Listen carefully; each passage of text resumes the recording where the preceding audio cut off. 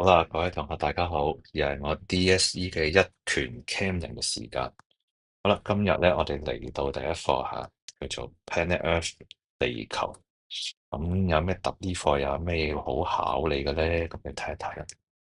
咁首先咧，我哋其實當年咧，我哋喺考評局開會嘅時候咧，其實呢課嘅 approach 咧就叫做空海陸，意思即係咧由呢個 atmosphere 啦，之後就係 sea，and then 咧就係 rocks 咧咁樣教落去嘅。好啦，我哋睇下 atmosphere 先啦。咁第一樣佢會問你嘅咧就係空氣嘅成分啦，係咪？咁好啦，咁其實可能大家都知道啊，不過呢有少少巧妙嘅，一陣間講俾你聽。好啦，我哋知道空氣咧絕大部分咧都係氮氣啦，第二名就係我哋要嘅氧氣。嗱，咁小心啦，MC 就呢度陰你啦。咁第三名嘅氣體咧，居然係貴氣體啊！而有代表性嘅貴氣體嘅 argon 咧，氬氣。好啦，咁另外咧，剩翻最少0.03%咧，就係二氧化碳。嗱，比較特別喺呢度啦。咁幾多個 percent 咧就唔使記啦，係咪？咁但係咧，佢考試咧就居然咧會問下你比較呢四種嚇邊個最少咁咧？舉個例，咁好多同學考生咧就居然答咗最少咧就係氬氣。嗱，因為我咧去諗住以我哋 respiration 嘅話咧，咁應該放出二氧化碳，二氧化碳咪多啲啦。我又唔係喎，原來二氧化碳只係得0.0幾個 percent。咁所以啦，我哋知道啦，最少就係二氧化碳啦，同埋佢咧嘅 percentage 大約係0.0幾啊，呢個都會知下嘅，0.0幾。OK，好啦，好，咁再睇啦。咁咧，咁我又你咩睇咧？第二個會考你嘅咧，就係用呢一個叫做將裏邊嘅氧氣啦、氮氣去佢哋分離嘅 separation。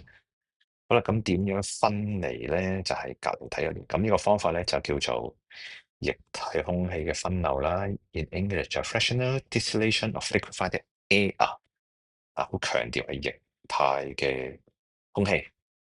咁即係點啊？咪睇下呢個咯。好啦，咁液態空氣啊，哇！咁呢個就係成個嘅分流嘅過程啦，係咪？好啦，咁我哋首先點做咧？首先將空氣咧就呢度開始啦，第一號就泵入去啦，泵就吸咗啲氣態空氣。第一部分嘅就係淨化啦，就攞走佢嘅 dust 係咪？啲塵啊，你唔要啦，或者其他雜質。第二個就係高壓咧，咁點解高壓啦？因為你目標係淨化佢啊嘛，sorry 啊，liquefy 佢啊嘛，所以就壓到佢嘅粒子咧黐埋晒，變做液體，係咪拍埋啲？咁第三冷卻啦，冷卻亦都係啦，嘅功用亦都係，但啲粒子嘅動能就少啲咧，逼埋晒一齊就液化佢啦。咁第四就比較怪啲啦，第四叫做膨脹室。點解咁得意嘅膨脹室？我哋唔係要，咦有啲矛盾，我哋唔係要逼埋佢嘅咩？照計係越縮越好嘅。但係原來呢度嘅理論咧就係咁講喎。你話啦，雖然逼埋咗啲空氣嘅粒子啦嚇，差唔多變咗液體咁滯啦，液體我哋想要嗰種液體，但係咧佢為咗膨脹下嘅話咧，啲咁嘅液態咗嘅空氣咧，佢啲粒子又走翻開嘅話咧，喺呢個過程當中咧就會吸收啲能量㗎，吸收啲熱能啦，然之後就啲粒子又行開翻啲，separate apart 啲，咁呢個過程中吸收能量就令到個溫度咧就仲更加低。咁其實有利嘅液化，意思即係話，總之就係叫做得償失啦嚇，得到嘅嘢亦都償失，即係意思話雖然拉開咗，但佢令到佢吸收嘅能量低溫咗咧，又可以 compensate 啊，去補償翻嗰啲粒子嘅拉開咗啦。重複拉開咗嘅粒子膨脹咗，但係咧呢個過程就係吸熱，咁就令到咧成個外間嗰個 temperature 就減低，咁減低亦都係有利嘅液化嘅，而呢個液化咧就呢個溫度降低咧，就補償翻佢哋嘅之前 separate 嘅空間啦。咁好啦，咁再睇啦，咁咧溫度咧就大約係-200度嘅，我哋冷卻。咁點解-200度咧？咁啊睇翻之前啦。好啦，記唔記得我哋嘅目標係乜嘢啊？目標就係分離呢三種氣體係咪？分離翻喺空氣裏邊分翻氮氣出嚟，分翻氦氣出嚟，分翻氧氣出嚟。咁好啦，咁佢嘅 principle 係點咧？嗱，而家好強調啊，唔同我哋以前，我就讀 CA level 啦。而家其實咧 DSE 咧好強調你 principle 啊定理嘅應用。咁呢個係咩定理啊？你睇到呢三個人嘅忽點係唔同啊，所以佢嘅 principle 就係呢個分流嘅 principle 係根據呢三種氣體不同嘅忽點咧，就分離出來啦。佢哋唔同嘅忽點。好啦，咁所以啦，咁呢啲忽點使唔使記咧？就唔使記嘅。不過咧，你都要有個譜啊，都要知道邊個最低啦。最低就係氮氣啊，你要知道下呢個啊，俾多粒剔佢先。要知道最低嘅係氮氣。好啦，咁再睇啦，隔離啦，隔離一頁。好啦，咁再睇啦喎。咁所以啦，咁我哋頭先係咪講到第四步啊？好啦，咁而家咧-200°C 嘅話咧，嗰個嘅 boiling point 咧，唔係呢個溫度咧就低過晒我哋呢三種嘢嘅忽點。咁低過佢嘅忽點嘅話咧，咁佢咪就係一個液體啦，係咪？低過出邊嘅溫度，低過佢嘅沸點啦，冇沸到啦，咁就係液體啦。-200低過佢哋嚇。咁好啦，咁而家-200度呢三個人都係液體，係咪？咁佢-200度嘅話咧，佢溫度咧就慢慢上升啦，係咪？咁 blah blah blah blah 咁樣升下咧，好啦，-100，假設咧，我睇下先，係啦，去到-196、-195，咦，好得意啦！當外間嘅溫度啊，外間嘅溫度由-200慢慢和暖上升到-195度嘅話咧，咦，我咪同你講過頭先氮氣咧，佢嘅忽點係-196，係咪？-196。如果外間嘅溫度係去到-195嘅話咧，而即係話高過佢嘅沸點咯，負得越少越高啦。外間呢個溫度，佢話啦，佢-195高過-196嘅話咧，咁氮氣咧就率先由液態變做氣態走出嚟啦，得唔得？所以咧走出嚟嘅咧就係 N2 先，得唔得？逆變氣。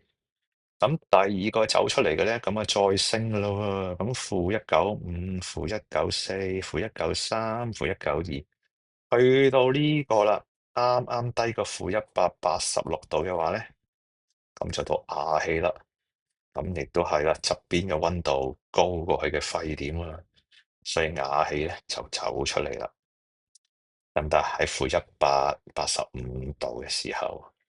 咁氧氣係-183啦，咁所以呢個又走埋出嚟嘅話，氧氣咪仍然喺下低咯，因為未高，出邊外圍嘅溫度未高過佢嘅沸點啊嘛，得唔得？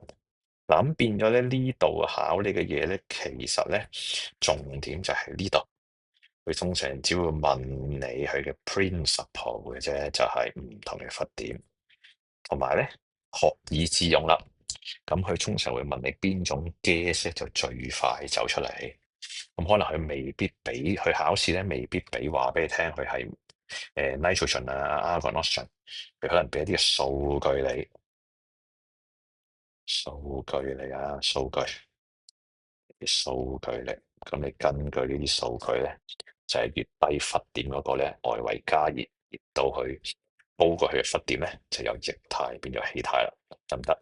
慢慢煲走一個，係咪？然之後就分開晒啦。OK，咁就係咁多啦。咁根據好啦，咁再睇啦。好，咁我哋再研究下separate 嗰啲 gas 嘅性質啦。第一個啦，氧嘅性質。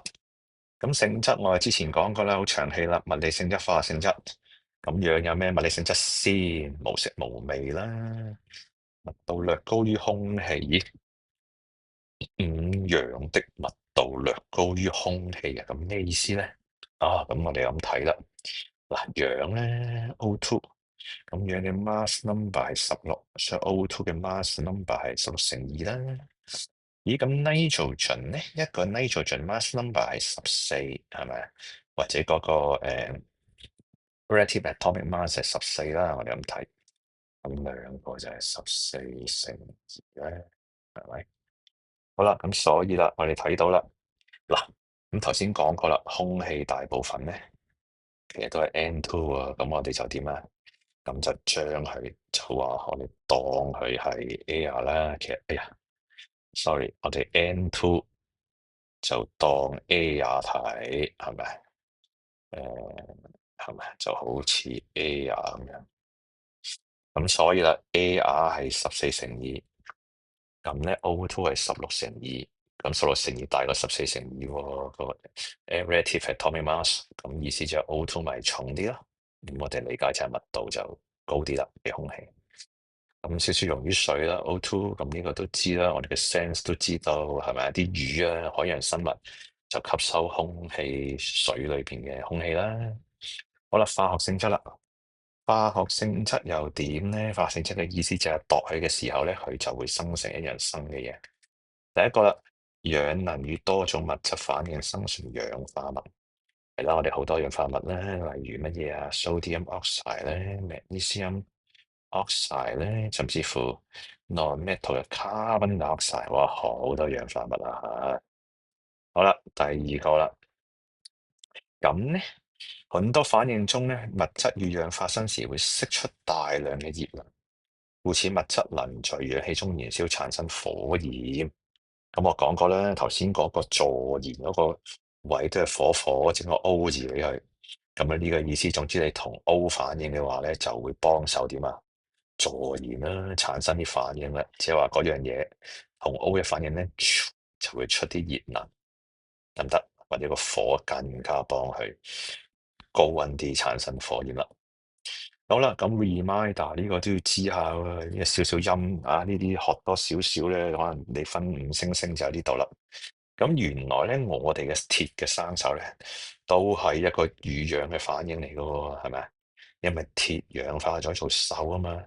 不過呢啲個好慢，我哋係難以察覺嘅，呢個都知啦，得唔得？咁考試可能會問下你，係咪啊？生鏽係咪一個遇氧嘅反應啊？或者係啦，氧嘅化學反應啊，都係。咁好啦，咁我哋仍然講緊氧氣啦。咁點樣去測試話俾人聽呢個係氧氣啊？咁呢個都係 standard answer 啦，但係又會問嘅喎。但係愚蠢嘅木條就再重燃啦，係咪？重燃咗啦。咁你記住咯喎，relight the glowing spleen。好，咁就好啦，講咗呢個先，我哋講咗空先，atmosphere 先，咁下次先再繼續講 C 啦。OK，如果覺得好嘅話，就 subscribe 我呢個一拳 Cam 嘅 channel 啦。拜拜。